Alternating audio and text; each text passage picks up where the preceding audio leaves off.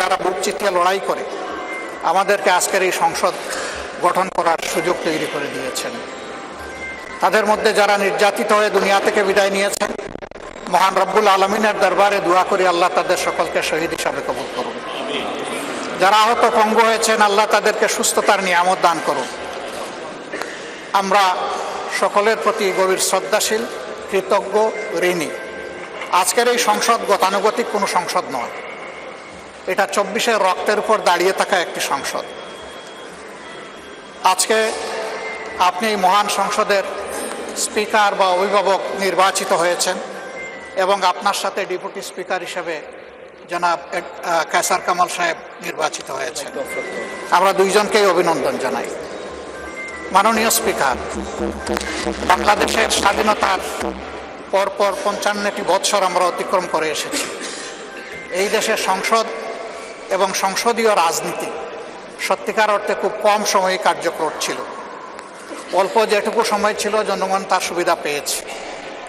বেশিরভাগ সময় ফ্যাসিজমের কবলে পড়ে এই সংসদ ছিল অনেকটা দামি সংসদ, অকার্যকর। এবং আপনি যে বিরল সম্মানে আজকে ভূষিত হয়েছেন, এই জায়গায় অভিভাবকত্বের দায়িত্ব যারা পালন করেছেন অতীতে, তারা নিজের উপর, সংসদের উপর, দেশবাসীর উপর, গণতন্ত্রের উপর, মানুষের অধিকারের উপর তারা সুবিচার অনেকেই করতে পারেননি।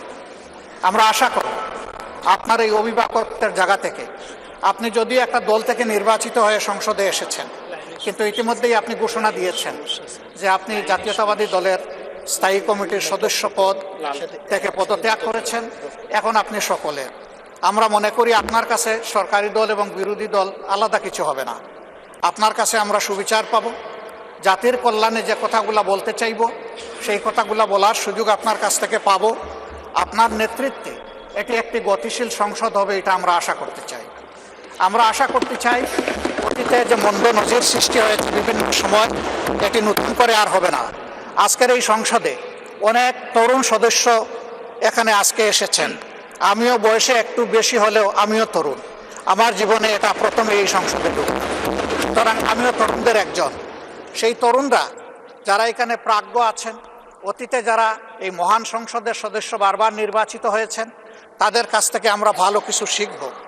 আমরা অতীতের সংসদগুলোতে দেখেছি এখানে দেশের মানুষের কল্যাণ বিবেচনায় আলোচনা না হয়ে মানুষের চরিত্র হননের জন্য এখানে বিপুল সময় ব্যয় করা হয়েছে। আমি আপনাকে বিনীতভাবে অনুরোধ করব, এই সংসদ যেন কারো চরিত্র হননের কেন্দ্রে পরিণত না হয়। আপনার কাছ থেকে কেউ সামান্যতম সুযোগও যেন এই ব্যাপারে না পায়। এরকম সংসদে চাইছিলাম, দেখেন ভিডিওটা দিয়ে, এরকম সংসদে আমরা চাইছিলাম।